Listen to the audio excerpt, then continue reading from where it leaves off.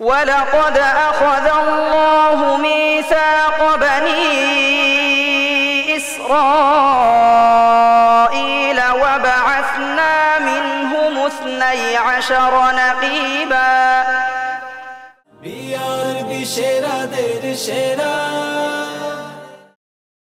সিলেটের বন্ধু আকমল আহমদকে আল্লাহর নামে সুর তুলে যায়।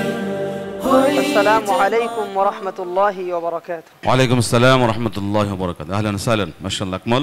তোমার সওয়াল হচ্ছে أعوذ بالله من الشيطان الرجيم ولقد أخذ الله ميثاق بني إسرائيل. أعوذ بالله من الشيطان الرجيم.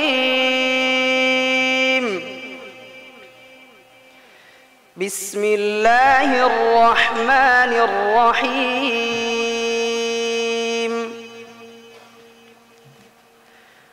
ولقد أخذ الله ميثاق بني إسرائيل وبعثنا منهم 12 نقيبا وقال الله إني معكم لئن أقمتم الصلاة وآتيتم الزكاة وآمنتم برسلي وعزرتموهم وأقرضتم الله قرضا حسنا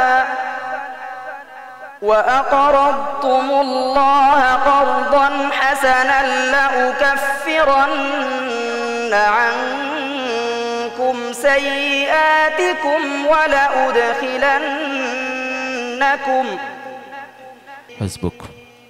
صدق الله العظيم. ما شاء الله أحسنت وباركت. বন্ধু আকমল আহমদ চমৎকার তেলাওয়াত। শেখ প্রস্তুতকারী মাশাআল্লাহ আকমল চমৎকার তেলাওয়াত করেছো। শেখ আইয়ুব রাহিমাহুল্লাহ বিখ্যাত সুরে তুমি তেলাওয়াত করলে। বারাকাল্লাহু ফিকুম জাযাকাল্লাহু খাইরান আহসানতুম হায়াকাল্লাহ। সম্মানিত অতিথি জনাব মোহাম্মদ বুরহানুদ্দিন। মাশাআল্লাহ, এগিয়ে যাও, ইনশাআল্লাহ কামিয়াব হবে। Sheikh H M Barkatullah. অনেক সুন্দর অসাধারণ তেলাওয়াত, মাশাআল্লাহ। তুমি সামনে এগিয়ে যাও, তোমার জন্য অনেক শুভকামনা রইল। শুকরান জাযাকাল্লাহ।